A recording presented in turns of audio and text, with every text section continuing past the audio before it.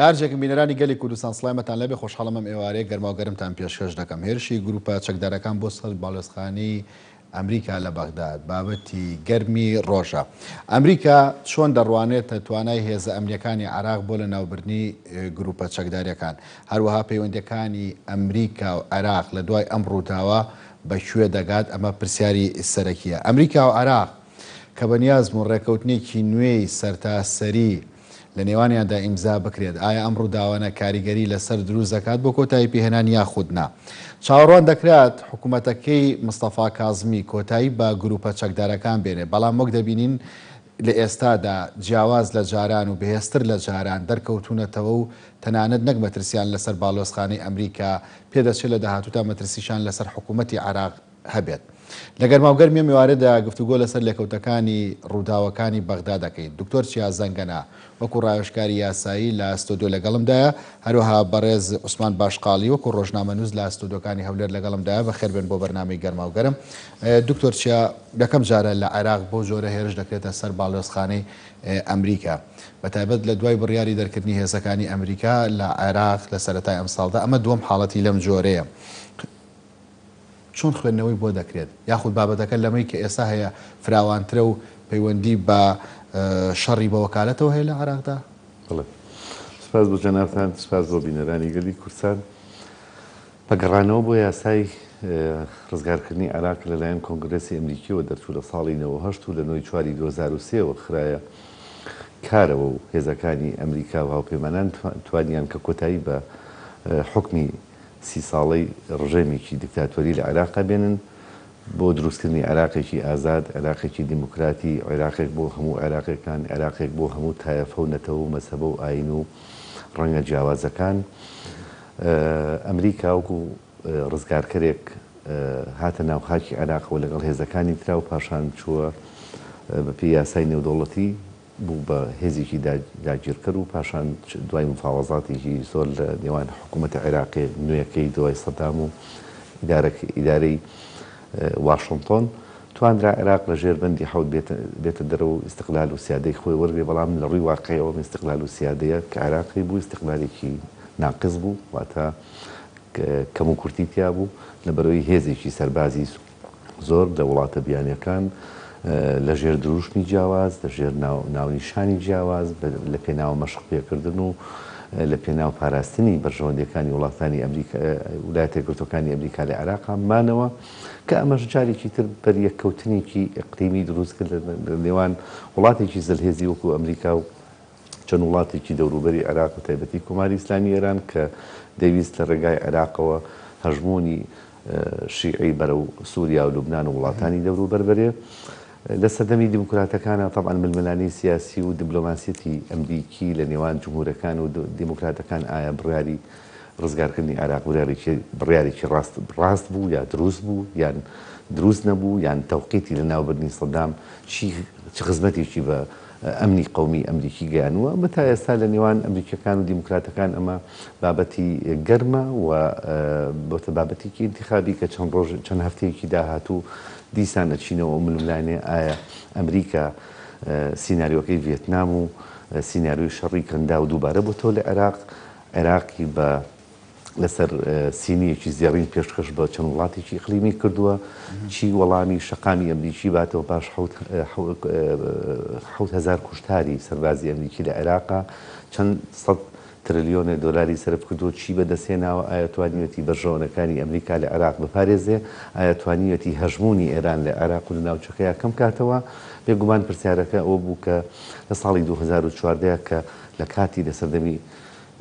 نوری المالیکیا منزومەی دیفاعی و سەربازی عێراقی سەرڕای ئەم هەموو بوجە زەبەلاحی کە تەرخان کرابوو وەزارەتی بەرگری و هێزە ئەمنیەکانی عێراق کە دارما کەواتە منزومەی دیفاعی عێراقی لە ئاستی پاراستنی سیادەتی دەوڵەتی عێراقیە نەبوو، بۆیە بە فتوایەک هێزەکانی هەژدی شعبی دروست بوو کە ئەم هێزانە هێزێکی غێرە نیزامیە، هێزێکی چەکداری پرشوو بڵاوە لە ژێر منزومەی دیفاعی عێراقیانیە بە ئەمرێکی عقائیدی وەلایی بە فتوایەکی مەرجعی باڵای شیعەکان سەماحەتی سەید سیستانی دروست بوو بۆ ڕزگارکردنی خاکی عێراق لە مەترسیەکانی داعش. ئەمە بەدیوێکان بۆ قۆناغێک دەکرێ بڵین شەرعێتێک بەم هێزانە بین بەڵام ئەم هێزە دوای تەواو بوونی شەڕی داعش بوو بە مەترسیەک لەسەر بەرژەوەندەکانی ئەمریکا لە عێراقا ئەمە بە دیوێکی کەیە پاش خۆ پیشاندانەکانی لەگەڵ ئەوەشدا لەگەڵ ئەو باگراوەندە مێژوویەدا بوو بە بەشێک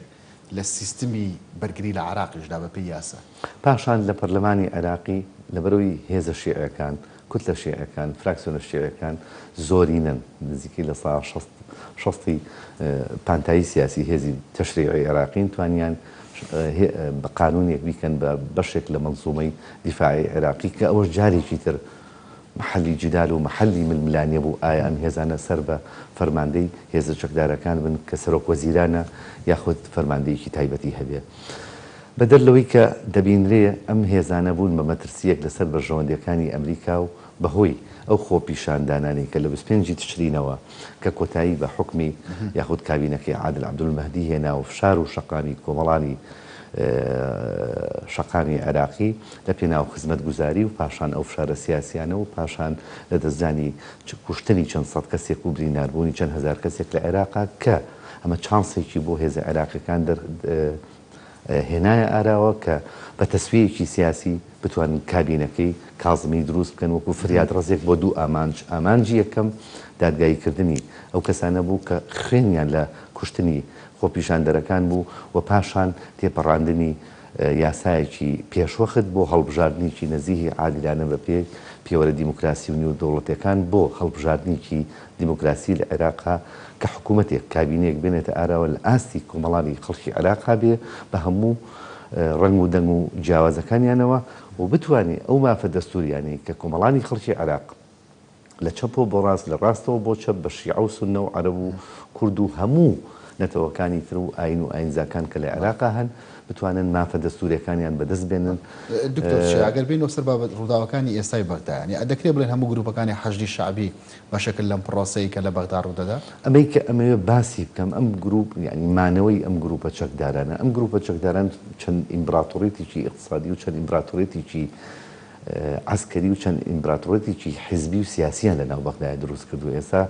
لەناو بەغدا و لەناو نەخشەی سیاسی عێراقا چەند دەوڵەتێک لەناو دەوڵەتێکا هەیە هەر حیزبێک و هەر میلیشایەک و هەر هێزێکی چەکدار هەر حیزبێک لەم حیزبانە بەدەل لە ئینتیمایی ئایدۆلۆژیکە هەمویان لە مەدرسەی شیعەگەریەوە لە ژێر چەتری شیعەگەریەوە کۆ ئەبنەوە ئەجندایەکی مشتەرەکیان هەیە کە پاراستنە یاخود ئینتیما و وەلا بەرامبەر حکومەتی ئیسلامی ئێران ئەوان بە تەسەووری ئەوان دەرکردنی هێزە ئەمریکیەکان لە عێراقا مەکسەدێکە بۆ ئەو هێزە ئەقلیمی کە ئەیان پارێزێ و بە ئاسانی ئەم هێزە شیعانە لە گۆڕەپانی سیاسی عێراقا دەرناکرێن و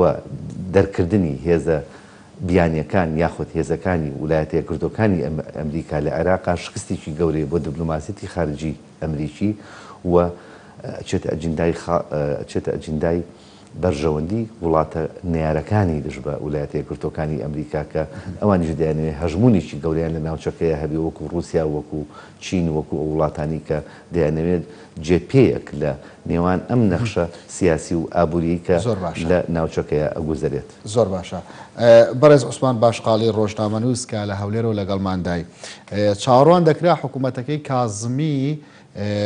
کۆتایی بە گروپە چەکدارەکان بێنێ بەڵام وەک دەبینین لە ئێستادا گروپەکان لە جاران بەهێزتر و بەتواناتر دەرکەوتونەتەوە.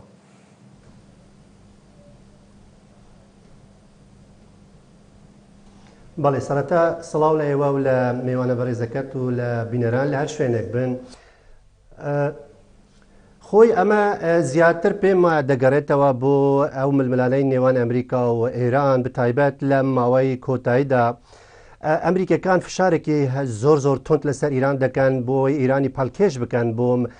دەست بە گفتوگۆ بکاتن ئەوەشی ناشێرنەوە بۆ نمونە لە پێش چەند ڕۆژ دۆناڵد ترامپی سەرۆکی ئەمریکا باسی لەوەی کرد کە ئەگەر ئیرانیەکان ئێستا ئامادە نەبن لە پێش هەڵبژاردننی سەرۆکاتی ئەمریکا کە بریارە لە مانگی 11 ئەنجام بدرێتن لە دوای هەڵبژاردن مەرجی قورستر و زیاتر لەسەری دەسەپێنرێتن لەگەڵ ئەوەشدا بینیمان ینی کۆمەڵێکی دیکەی سزاکان بەسەر ئیرانی سەپاند ئەمریکا لە ماوەی ڕابردوودا ئەمریکەکان هەموو فشار دەکەن بۆی ئیرانی ناچارکان گفتوگۆ بکاتن لەم دوو ڕۆژانەداش هەندێک بەرپرسی ئەمریکی باسی لەوە کرابوو کە گفتوگویەکی نهێنی نەپەنی لە وڵاتی عمان هەیە لە نێوان هەردوو لا بەڵام ئیرانیەکان ئەویان ڕەت کردەوە بە هیچ شێوەیەک تا ئێستا دەستیان بە گفتوگۆ نەکرایە. ئەوەی کە ئێستا لە بەغدا دەگوزارێتن ئەو هێرشانەی کە دەکرێتە سەر باڵیۆزخانەی ئەمریکا و دیبلۆماسکارەکانی دیکە پێم وایە هەموو لە ئەنجامی ئەو فشارەیە کە ئەمریکا لەسەر ئیران دەکات ئیرانیش بە ڕێگای ئەم گروپانەوە دەیەوێتن شەڕەکە زیاتر لە ساحەی عێراق بێتن چونکە هەموو هەوڵەکان ئیران ئەوەیە تا ئێستا توانیشە خۆی بپارێزیتن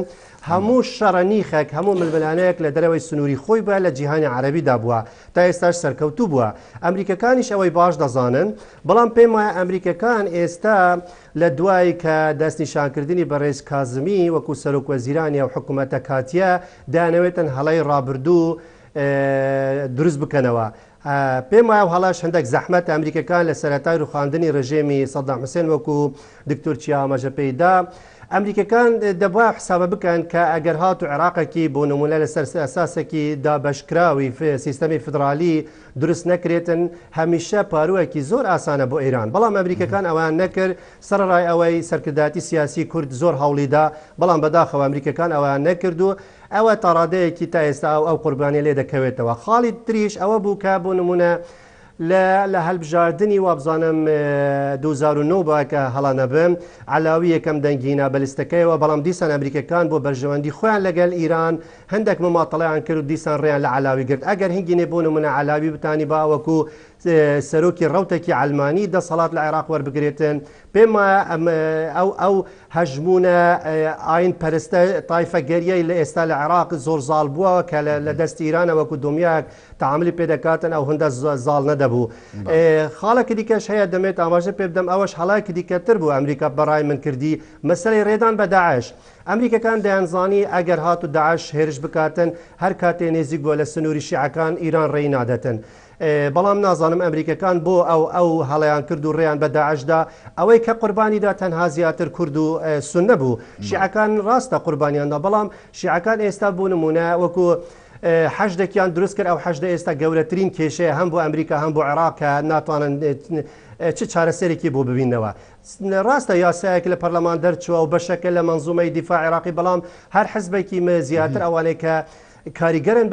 بە ڕۆلی ئیرانەوە زیاتر تەلاعب بە مەسیر و چارەنووسیە و ئەم حەشدەیە دەکەن ئەم حەشدەیە ئێستاوەی کە هێرش دەکاتە سەر باڵیۆزخانەی ئەمریکا لە بەغدا هەر ئەوانەیە چەکداری ئەم حەشدەنە ئەو ئیشەی دەکەن ئەم کارە ئەوجا بۆیە پێم وایە ئێستا ئەمریکەکان دوو ئامانجیان هەیە ئەوەی کە لە عێراق دەگوزارێت بەڵێ کەواتە زیاتر باز لە حکوومەتی عراقی کەین پرسەرەکە من زیاتر بۆ ئەو چاوەڕوانە نەبوو کە لە حکوومەتەکەی کازمی دەکرێت بە دیوەکەی تریدا بڵین حکوومەتەکەی کازمی شکستی هێنا بۆ لە ناوبردن و کۆنتڕۆلکردنی گروپە چەکدارە یاخیەکان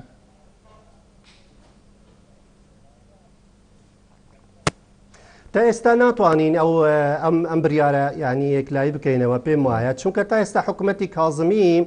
چاوەڕێی ئەو پشتگیرەی دەکاتن ئەوەی کە لایەن ئەمریکاوە بەدەستەوە دێتن. ئەمریکەکانیش هەڵویستیان ئەوەندە ڕۆنیە ئایا ئەمریکەکان دوای داخستنی باڵیۆزخانەی لە بەغدا ئایا پشتگیریەکی توندی کازمی دەکەن و هێرشێکی سەربازی تند گورزێکی گەورە لاو میلیشیانە دەدانیان نە ئەگەر هاتو ئەمریکا ئەوە نەکاتن کازمی بە هیچ شێوەیەک ناتوانێتن ئەم کارە بکاتن. کازمی ئێستا لە نێوان فشاری ئەمریکا و فشاری باڵە شیعەکانی سەر بە ئیران یعنی تاڕادەیەکی ڕۆژ بە ڕۆژ وا لەواستر دەبێتەوە وەکو پێویست ناتوانێت ڕۆلی خۆی بگێڕیتن. ئەمریکەکان لەسەر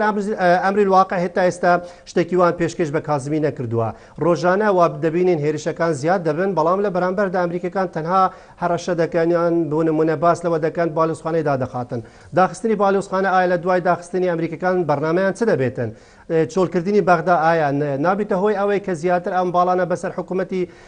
کازمی زیاتر زاڵ ببن ئایا نابێتە هۆی ئەوەی کە حکوومەتی کازمی زیاتر زعیف ببێتن باڵیۆزخانەیەک لە گەورەترین باڵیۆزخانەیە وەکو ئەگە هەڵە نەبم لە شەرق الأوسط لە بەغدا بەڵام ئەگەر کشاوە یعنی ئەتاڕادەیەکی هەڵویستی کازمیش زعیف دەبێتن. ئێستا لەو بینەدا ئەوە زیاتر ڕۆن ببێتەوە کە ئایا حکوومەتی کازمی دەتوانێت چ کازمی دەکەوێتە ژێر کاریگەری باڵەکانی شیعە یاخود ئەمریکا.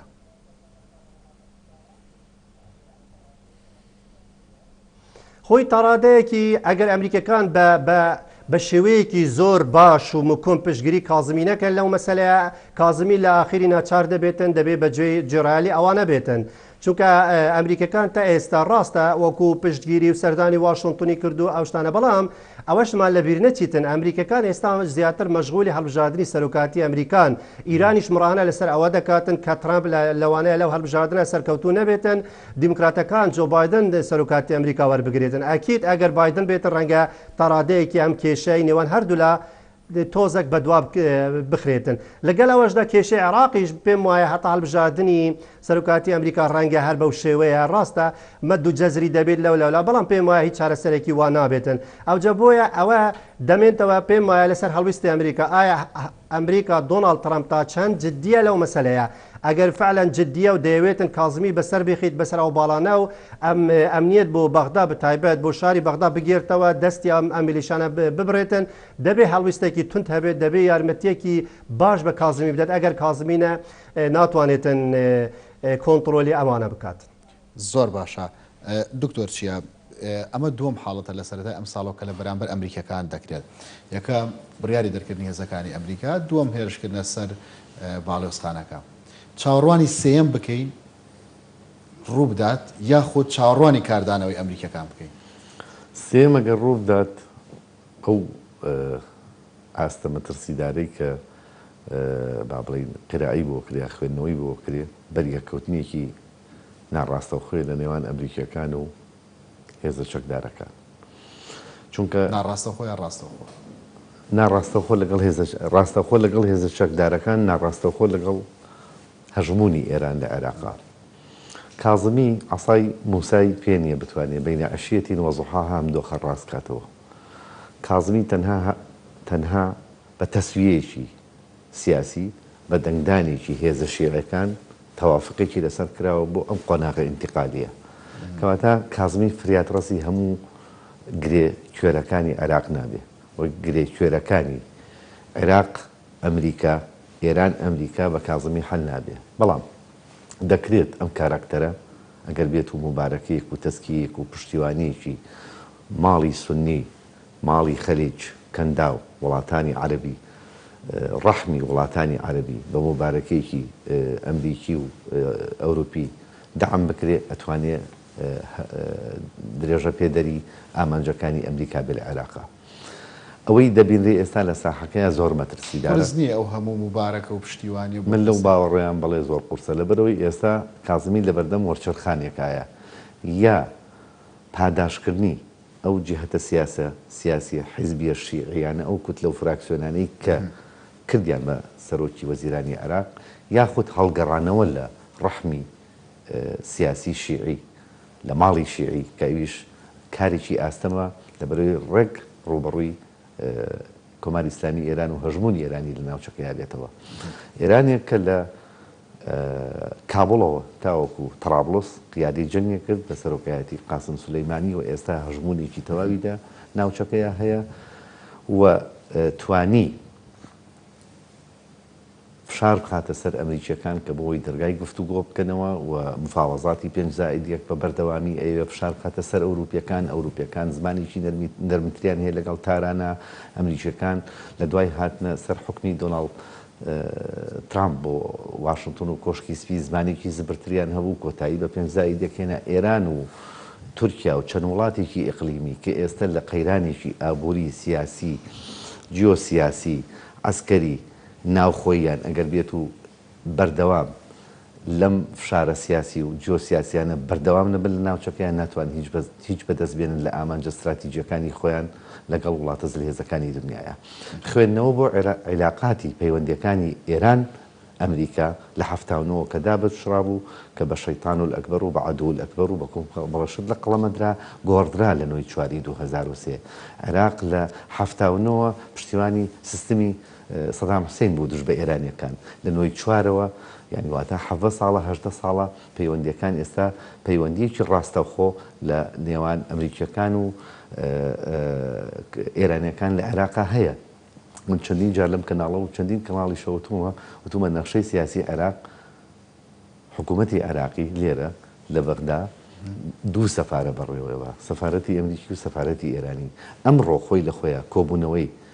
باڵیۆزی ئەمریکا لەگەڵ 33 سەفیر و بەعساتی دیبلۆماسی لە ناوچەی سەوس بۆ دانانی حدێک بۆ ئەم تجاوزانە ئەمە خۆی مەسجێکی یاخودە ئەتوانم بڵێم کۆتا تاقیکردنەوەی بۆ کازمی ئایا تۆ ئەتوانی لە ڕێگای جیهازی دژەتیرۆری عێراقیەوە لانی کەم ناوچەی سەوز بە ئارامی بپارێزی یان نەپارێزی. ئەمریکا چاوەڕێی لە حکوومەتی عراقی دەکات. کاروانی پێشبڕکێکانی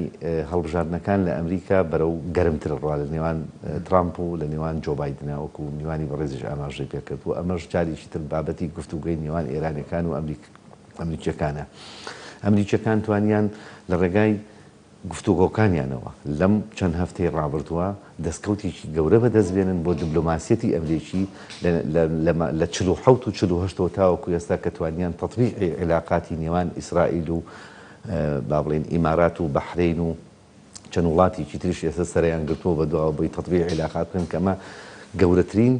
سەرکەوتنە بۆ لۆبی سەهیۆنی و لۆبی ئیسرائیلی بۆ ترامپ لە ئینتخاباتەکەیە کە توانیوێتی ئەم تەطبیق علاقاتە بکە کە ئەمە جارێکی تر کاریگەریە بێ بۆ سەر ئێران چونکە بمانەوێت نەمانێت ئێستا ئێران یاخود تەل ئەبیب هەژمونی ئێرانی لە ناوچەکەیە بە مەترسیەک لەسەر نەخشەی سیاسی خۆی دائنێ کەواتە ئیسرائیلیەکان توانیویانە دەستکەوتنیی دیبلۆماسی گەورە بۆ ئەمریکیەکان دروستکەن کە ئەمە بۆتە حەساسیەتی تاران بەرامبەر ئەم هەنگاوانی کە ئەمریکا لە ناوچەکەی بینی کە ئەمریکا نوێنەری و نێردەی وڵاتانی بینیوە زیاتر لە 30 دەوڵات بوون بە دیوەکەی تری ئەمریکا چی لە حکوومەتی عراقی چاوەڕوان دەکات چۆن حکوومەتی عراقی یەتە سەر هێڵ بۆ ڕوبەڕوونەوەی ڕووداوە. حکوومەتی عێراقی ئەگەر بێت و نەتوانێت لەم تاقیکردنەوە هەستیارەیە دەربچێ بە ئالێتێک بە میکانیزمێکی سیاسی نەتوانێت هەژمونی ئەم هێزە چەکدارانە ئەم میلیشیانە ئەم میلیشیا عقائیدیە ئەم گروپە توندڕەوانی عەسائب و کەتائب و ئەمانەی کە هەڕەشە لە لوبنانەکەن لە سووریاکەن لە ئیسرائیلەکەن کە بە هێزێکی توندڕە و لە قەڵەمەدرێ بیرمان نەچێ ئەمە مەترسیەکە بۆ سەر حکوومەتی عێراقی و ئەگەری هەڵۆشانەوەی حکوومەتی عێراقی هەیە چونکە بیرمان نەچێ کازمی خۆ بە ئینقلابێکی عەسکەری یا ئینقلابێکی مەدەنی سپی نەهاتووە بە تەوافقێکی شیعی و لایەنە شیعیەکان و لە ڕەحمیشی هێزە شیعیەکانەوە لەگەڵ سوننەکانە هاتوۆتە سەر حکوم کەواتە ئەمە دوا تاقیکردنەوەی بۆ کازمی و ئاماژەی ئەو ئاماژانی کە بیسمان گوایە واشنگتۆن لە هەولێرەوە یاخود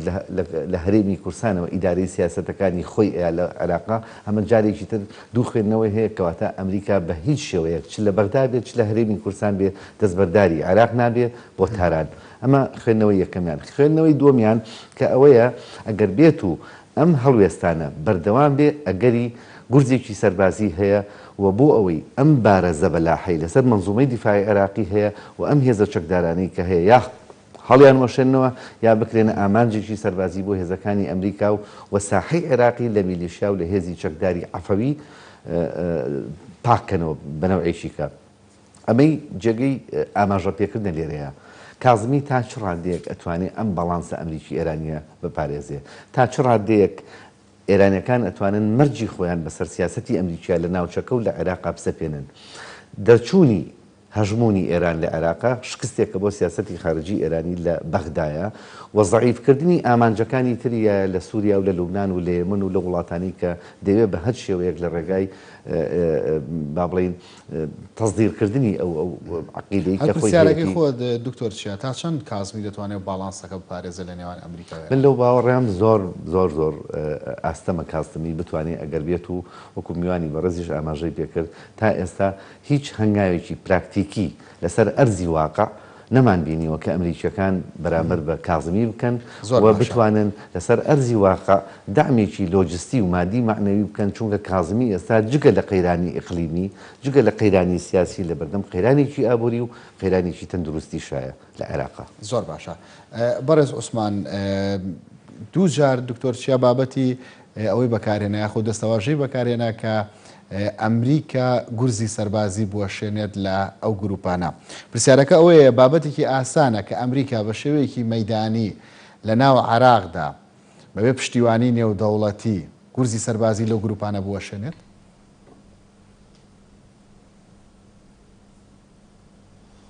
بەڵێ ئەمریکا ئەگەر ئەوە لە بەرنامەی دابێتن گورزی سەربازی دەوەشێنێتن پێم وایە چونکە ئەوە گەورەتر نییە لە کوشتنی قاسم سلەیمانی و ئەبوو مەهدی المهندس. کوشتنی قاسم سلەیمانی و مەهدی المهندس تا ڕادەیەکی ئیرانیەکان هەوڵیاندا لەسەر ئاستی نێودەوڵەتی بە تیرۆرێک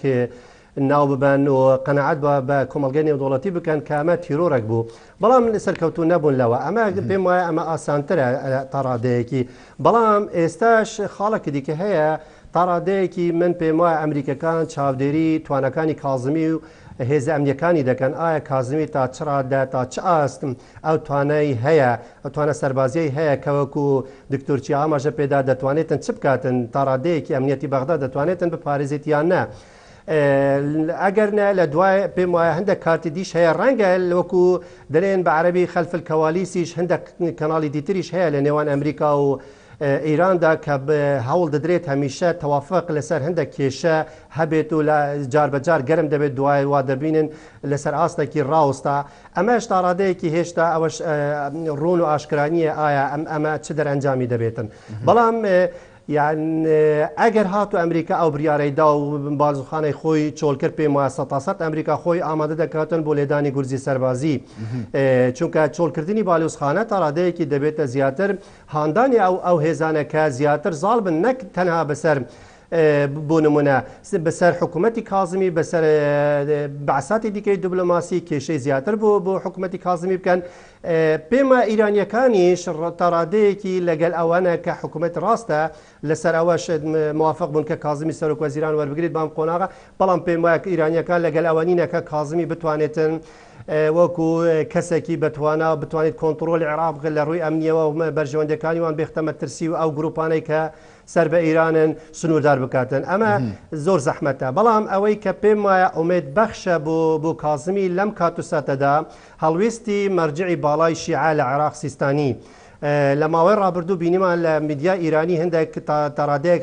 هەڵویستەکان و لێدوانەکانی ڕەخنەکران لە ڕۆژنامەی کەیهانی ئیرانیە کە لە غەڵەت نەبم باس لەوە کرا، بەتایبەت ناکۆکیەک هەیە لە نێوان سیستانی و باڵە شیعەکانی سەر بە ئیران و ئیرانیەکان لەسەر مەسەلەی یاسای هەڵبژاردن کە سیستانی پێداگیری لەسەر فرە بازنەی دەکاتن. تاڕادەیەکی سیستانی لەگەل ئەوەشە کە هەژمونی ئیران بەتایبەت لەسەر مەرجعی شیعای عێراق تاڕادەیەکی هەندێک بەو شێوەیە بێ هەندێک کەمتر بێتن. بەمانایەکی دیکە دەتوانین بڵێن ئێستا لە ناو ماڵی شیعی تایفی ئەوەی کە زیاتر ئەو حیزبانەی کە زیاتر ئایدۆلۆژیان ئاینیە دوو ئاراستە هەیە، ئاراستەیەکی عروبەوی هەیە، ئاراستەیەکی زیاتر شیعەگرایی ئومەمی هەیە. ئەو ئاراستەی عروبەویە زیاتر بەرەو گەڕانەوەیە بەرەو جیهانی عەرەبی، لەگەل ئەوانە کە زیاتر بۆ جیهانی عەرەبی بگەڕێنەوە هەژمونی ئیران هەندێک کەم بێتن، ئاینی ئیسلام ئاینێکی عەرەبیە مەرجع بە مەرجعێکی عەرەبی بێتن تا ڕادەیەکی. لە ناو خودی مەرجعەکانیش ئەم اختلاف و ناکۆکیانە هەیە تا ڕادەیەکی، بەڵام ئەوەی کە ئێستا لەسەر ئەرز الواقع دەبینرێتن زاڵبوونی هەژمونی ئەم گروپانەیە کە لە ناو حەشدی شیعەنە و هەموو چەکدارن و زۆر بەڕکمانە بە تەحەدای حکوومەتی کازمی دەکەن و هێرشیان بەردەوامە هەتا دوونێش هەر بەردەوام بووین لەو هێرشانە. بەڵێ بەڕێز عوسمان، ینی هەر بە هێرشێکی ئەمریکا بۆ سەر گروپە چەکدارەکان کۆتایی دێ یاخود چاوەڕوانی بەریەکەوتنی زیاتر دەکرێت، بەتایبەت کە هەردووکتان هاوڕا بوون لەسەرەوەی کەم گروپانە لە دەروی عێراقەوە تەمیل دەکرێن. پرسیارەکە ئەوەیە عێراق دەبێتە ڤێتنامی دووەم بۆ ئەمریکەکان و لە ڕووی جەنگەوە نەک لە ڕووی کۆتایی پێهێنانەوە؟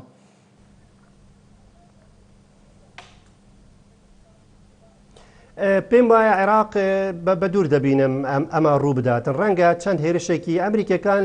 بۆ نمونەکە لە بیرمان نەچێتن بگەڕێنەوە ساڵی 1970 وەختی سەدام حوسێنی شێشتا لە سەردەسەڵات بوو ئۆپراسیۆنێکی دەستی پێکرد بە ناوی ئۆپراسیۆنی عەمەلیەت ثەعلەب السەحرا، هێرشێکی سنوورداری کردە سەر سەدام حوسێن. لە ماوەی ڕابردووشدا ئەمریکەکان هەوڵی داوە بۆ نمونە نەک تەنها لە عێراق، لە سۆمال، لە یەمەن، لە لیبیا، لە سووریا، لە زۆر شوێنی دیتر ئەم هێرشانەی ئەنجام داوە وەکو تاڕادەیەکی کە پێدەرێن ویقاین بۆ بەرگریکردنە لە خۆی. پێم وایە ئەگەر هاتو ئەمریکا هێرش بکاتە سەر ئەم گروپانە هێرشێکی سنووردار دەبێتن، ڕەنگە تاڕادەیەکی ئەوەمانجە بپێکیت کە ئەمریکا دەیانوێتن لە ناوی بباتن. بە دوور دەبینم ئەوە ڕوو بداتن، چونکە دۆخی ناوچەکە بە شێوەیەکی گشتی تا ڕادەیەکی هەموو پەیوەستە بەیەکەوە عێراق مەمەڕێکی باشە بۆ ئیران بۆ سووریا و لبنان بەڵام ئیرانیەکان ئێستا شەر لە عێراق دەکەن بۆی ئەو مەمەڕە لە دەست نەدەن بەڵام ئەگەر هاتو ئیرانیەکان ئەوە بزانن کە ئەو مەمەڕە لە دەستدەران بێگومان ئیرانیەکان بۆ ئەوە زۆر شارەزان دەگەنە ڕێکەوتن لەگەل ئەمریکەکان میکانیزمێکی دیکە دەبێنەوە بۆی ئەم هەژمونەی خۆیان ئەگەر بەلانی کەمیش بەڕێژەیەکی زۆر کەمیش بێت لە عێراق لە دەستی نەدەن ئەوجا پێم وایە ئەمە بە دوور دەبینم یعنی شتێکی وایان هەندێک بۆ نمونە هەندێک ڕاهەیە ڕێزم هەیە کە دەرێن عێراق لە داهاتوودا دەبێتە مەیدانی شەڕ لە نێوان ئەمریکا و ئیران من پێم وایە ئەوە کارێکی دوورە لە هەموو شتێکیش احتیمالە ڕوودا بەڵام بەڕای من ئەمە کارێکی دوورە لەو کات و ساتەدا هەم ئەو ڕەوشەی ئەمریکا ئێستا تێدا تێپەر دەبێت و هەڵبژاردننی سەرۆکاتی هەم ئەو ڕەوشە ئیرانیش وەکو دکتۆرچی ئاماژە پێدا کە لە قەیرانێکی زۆر سەختی ئابووری و تێپەر دەبێتن لە قەیرانێکی سیاسی ناوخۆی توندیشدایە پێم وایە ئەمانە هەردوو هاوکار نین بۆ ئەم هەڵوێستانە. زۆر باشە بەڕێز عوسمانەگەر باز لە تەوەرێکی دیکە بکەین کاردانە و لێککەوتەکان لە ناوخۆی عێراقدا باس بکەین ئەوەی کە دەبینرێت گروپەکانی حەشدی شعبی کە ئێستا پێشڕەواتی ئەم کارە دەکەن دەکرێت وەهات نمایش بکرێت کە ئەمە هەموو نوێنەرایەتی شیعە دەکا یاخود ئەبێ لەم دۆخەدا ماڵی شیعی بە شێوە گشتیەکەی چۆن هەڵوێستیان هەبێت لەسەر ئەم ڕووداوە نەک بە تەنها سیستانی کە خۆت ئاماژت پێدا خۆی ئێستا بەڵێ لە دوای هەڵبژاردننی 2010 تا ڕادەیەکی گۆڕانکارێکی گەورە لەسەر نەخشەی سیاسی عێراق ڕوویدا ئەو ناکۆکیانەی کە پێشترێ لە نێوان کورد و شیعە و سونە سێگۆشەیەکی هەبوو بە تورکمانەوەش تا ڕادەیەکی ئەو ناکۆکیە هەندێک داکات کەتە ناو مالی کوردی و مالی شیعی مالی سنی پەرتەوازەك دروست بوو بینیمە لە پێکینانی حکوومەتی عەبدولمەهدیش هەڵویستی جیاجیا هەبوو ئێستاش لە ناو ماڵی شیعەش بە هەمان شێوە پێم وایە ئەم ناکۆکیە ئەم ئاراستەی جیاجیا هەیە ئاراستەیەکی عێراق بوونی هەیە ئاراستەیەکی شیعی ئومەگەری هەیە ئاراستەیەکی شیعی تەڕادەیەکی عروبەوی هەیە ئەمانە لە ناو ماڵی شیعەیە بتایبەت لە ناو حەشدی شعبیش بە هەمان شێواوە ڕەنگی دایتەوە هەموو گروپەکانی حەشدی شعبی لەگەل ئەوانین هێرش بکرێتە سەر باڵوسخانەی ئەمریکا و باڵوسخانەکانی تر پێم وایە ئەمە تەنها چەند باڵێکی دیاریکراون بۆ نمونە ئەگەر هەڵویستی مقتەدا سەدر بە نمونە بینین کە داوای پێکینانی لە ژنەیەکی کرد بۆ لێکۆڵینەوە بەڵام بینیمان قەیسل خەزعەلی بە توندی لە دژیا و هەڵوێستە بوو گوتی پێویست ناکاتن هیچ لە ژنەیەک بۆ ئەم کارە بەکار بێت ئەمە بەڵگەیە لەسەر ئەوە کە دوو هەڵویستی جیا هەیە ڕاستە سەدر هەمیشە هەوڵی داوا نێزیک لە ئیران بەڵام لەگەل ئەوەش سەدر کەسێکی عروبەویشە تا ڕادەیەکی پەیامێکی عروبەویشی هەیە هەوڵی داوە بۆ نمونە خۆی وەکو کەسێکی وەتانی دەربێخێتن لەو مەسەلە خۆ ئەویش بەشە کە سەرای سەلام لە ناو حەشدی شعبی هەیە و جار بەجار تەجمید دەکات و جار بەجار ئەکتیڤ دەکاتن کاریگەری خۆشی هەیە ئەوجا بۆیە ئێستا ئەگەر تەماشەی ماڵی شیعی بکەیت لە ڕووی سیاسی و سەربازیەوە ناکۆکییان اختلافاتی جیاجیا هەیە حتا ڕەنگی دایتەوە لە ناو هێزە سەربازەکانی هێزە چەکدارەکانیشی بەڵێ بەڕێز عوسمان کام لەو هەڵوێستانە لە کۆتاییدا سەر دەکەوێت ئەو تێڕوانینانەی کە قەیس خەزعەلی هەیەی یاخودەوەی کە ناوتێنە مقتەدا سەدر و هاوشێوەکانی هەیان بێت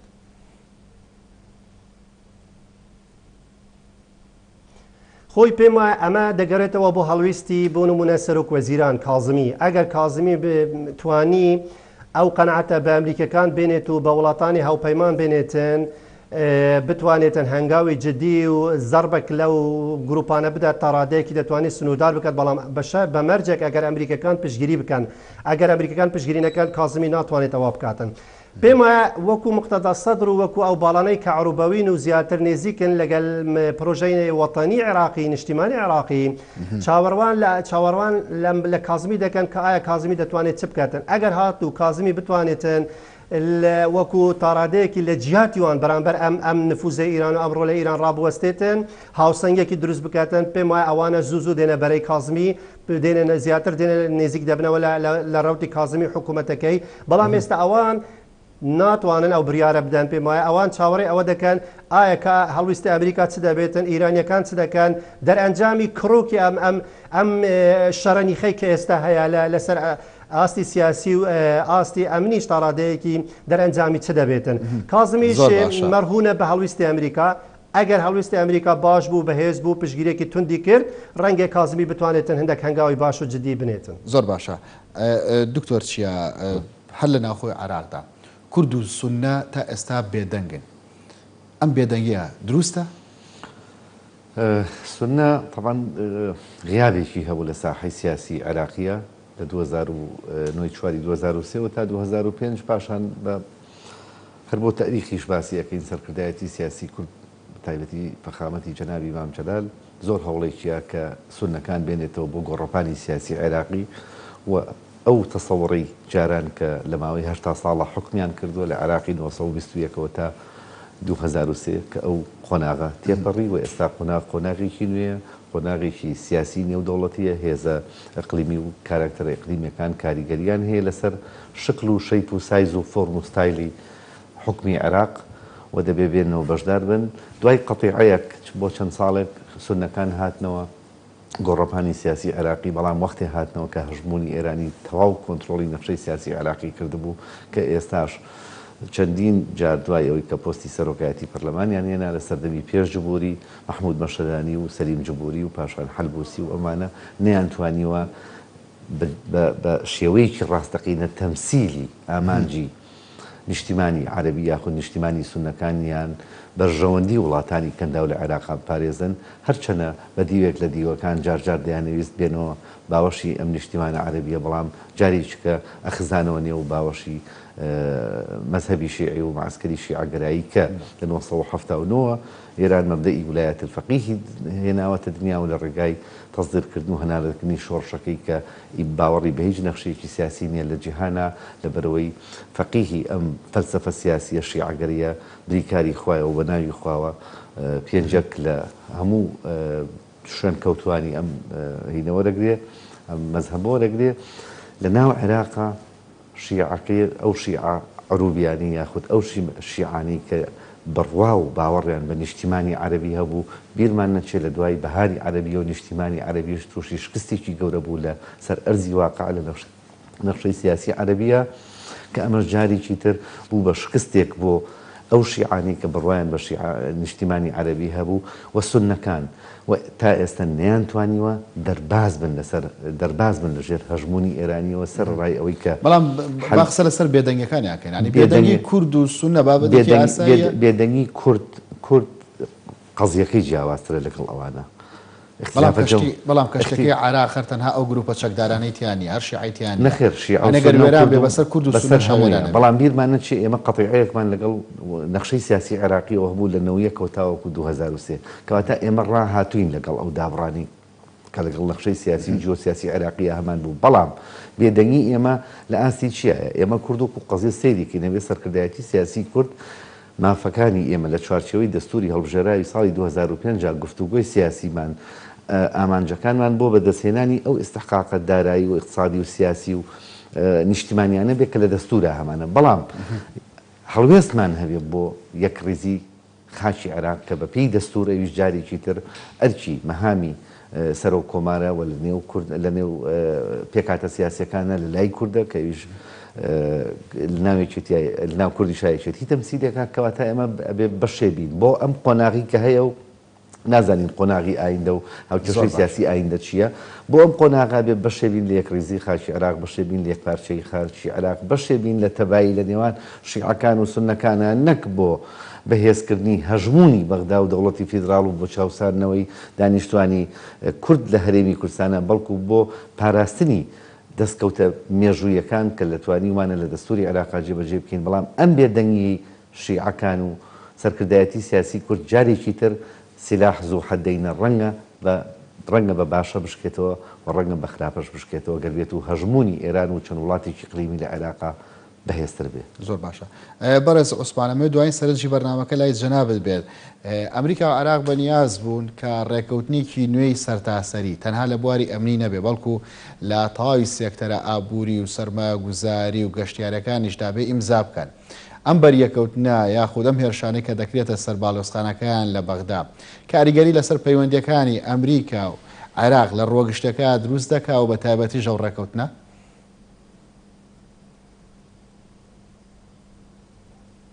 خۆی پرسیارەکە ئەوەیە ئێستا لە میدیای ئەمریکا و لە میدیای عێراقیش ئەم پرسیارە باز دەکرێتن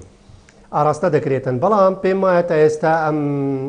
ئەمە ڕووی نەداوە کە بێئومێدیەک دروست بووی لەلایەن ئەمریکەکانەوە کە عراق پێی ناوە بە قۆناغێکی تر و ئەو ڕێکەوتنە جێبەجێ نەکرێتن باشترە بەڵام پێم وایە ئەمە ڕووی نەداوە ئەمریکەکان تا ئێستا ڕژدن لەسەرەوە بتایبەت کۆمپانیەکانی ئەمریکا زۆر هاتن لە عراق ئێستا لە بواری نەفتیش کار دەکەن لەگەڵ ئەوەشدا شاندی عراقیش بەردەوامە لەگەل ئەمریکەکان بۆ ئەو مەسەلەیە ئەگەر هەڵە نەبم ڕاوشکاری ئەنجومەنی ئاسایشی نیشتیمانی کە ڕاست پێدراوە بۆ ئەم کارە ئەمانە بەردەوامە لەگەڵەوە بە هیچ شێوەیەک من لەگەڵ ئەوە نیم ئەو قەنەعەتم نییە کە ئەمریکەکان دەستبەرداری عراق دەبن بە هیچ شێوەیەک ئەگەر دەستبەرداری عراق ببن ڕەنگە بۆ نمونە زۆر جار ترامپ باس لەوەی کردووە کە هێزەکانی لە عراقم دەکاتەوە دەکشێتەوە سۆز و پەیمانی بە دەنگدەری ئەمریکایدا لە هەڵبژاردننی ڕابردوو ئێستاش بە هەمان شێوە دەیەوێتن وا بکات بەڵام ئەمە ناشتە قالبی ئەوەی کە ئەمریکەکان بە شێوەیەکی گشتی دەستی لە عراق بەردەدەن و دەڕۆن و بەجێ دەلێن بۆ دەبێتە ساحاکی یان بەشێکی تری ئیران. فشاری وڵاتانی کەنداویش بە هەمان شێوەیەک لەسەر ئەوەیە کە ئێستا ئومێدێکیان هەیە ڕۆژێک بێت و کەسێک لە عێراق لە بەغدا دەسەڵاتدار بێت سەرۆکوەزیران بێت بەڵام زیاتر تابعی عروبەوی هەبیتن زیاتر ڕووی لە جیهانی عەرەبی بیتن ئێستا ئەو ئومێدە بە کازمیش هەیە کازمی سەردانی سعودیەی کرد و وڵاتانی دیکەی کەنداو زۆر وعد و وعودیان پێدا کە هاوکاری عێراق بکەن پرۆژەی بەستنەوەی هێلی کارەبا لەگەڵ سعودیە چەند پرۆژەی دیتر ئێستا لە ئاڕادان ئەمانە هەموو بۆ ئایندەن زیاتر پێم وایە ئەمریکەکان بەو شێوەیە ناکەن یانی ئەوەی کە هەندێک چاودێری سیاسی پێیان وایە کە کشانەوە یاندار خستن ینی کەمکردنەوەی هێزی سەربازی لە عێراق دەبێتە هۆی ئەوەی زیاتر ئەمریکا چۆڵکەن بەڵام پێم وایە ئەمە بە هیچ شێوەیەکەوە ڕوونادات ئەمریکەکان زیاتر جد دەبن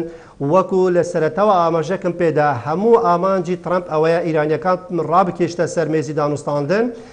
ڕەنگەش لە کۆتاییدا هەر ئەمە ڕوو بداتن ئەگەر ئەوە ڕووشیدا ڕنگدانەوەیکی زۆر ئەرێنی و ئیجابی لەسەر عێراقیش دەبێتن. بەڵێ کشانەوەی ئەمریکا لە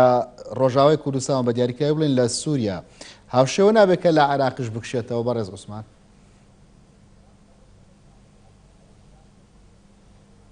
خۆی بریارێکی دا بەڵام دووبارە جارێکی دیکە پێشەمان بۆ ئێستاش وا دەبینێن یعنی هەناوەنەوە یعنی کاروانی سەربازی و چەک و تەقەمەنی وا دەچتەوە سووریا لەگەڵ ئەوەشدا لە چەندین بوونەوە ترامپ بە ناشارتەوە دەلێتن ئێمە لەوێنە و بیرە نەفتەکانی دەپارێزین ئەگەر هێزەک لەوێ نەبیتن بیرە نەفتەکانی بپارێزیتن چۆن بیرە نەفتەکانی دەپارێزن لەگەڵ ئەوەشدا هەر جێکی کەبوونی ئەمریکای لێبیت بێگومان ئەو ناوچەیە بە ناوچەی نفوزی ئەمریکا حساب دەکرێتن ئەوجە بۆ ینی لە عێراقیش بە هەمان شێوەیە ئێستا پرۆژەکانی تر بتایبەت ئەو سەردانی کازمی کە باس لەوە کرام ئەگەر هەڵا نەبم نێزیک 6 میلیارد دلار گرێبەست لەگەڵ کۆمپانیا زەبالحەکانی ئەمریکا لە بواری نەفت ئیمزا بکرێتن ئەمانە هەموو پرۆژەی مستەقبەلین ئایندەین ئەمریکا دەیەوێت بە میکانیزمێکی دی بە شێوەیەکی تر لە عێراق تعامل بکات و بمێنتەوە بەڵام ئەوەی کە باسیش دەکاتن کەمکردنەوەی هێزەکانی و لە عێراق لە هەموو جیان هەتا لە ئەڵمانیاش ئەمریکا هێزەکانی خۆی کەم کردەوە لە ئەفغانستان ڕەنگەوەت لە چارچەوەی سیاسەتێکی تایبەتی جمهوری و بتایبەت دۆناڵد ترامپ بێت. بەڕێز عوسمان باشقاڵی ڕۆژنامە و سپاس کە لە هەولێرەوە لەگەڵماندا بووی. دکتۆر چیا زەنگەنە ڕاوێژکاری یاسای سوپاس بۆ تۆوازام کۆمنتێکی شتە بوو. تەنها کۆمنتەکەەوە بوو تعزیزن بۆ قسەکەی بەڕێز عوسمان ئەمریکا بە هیچ شێوێک لە عێراق ناکشێتەوە لە بەرەوەی نەخشەی سیاسی عێراق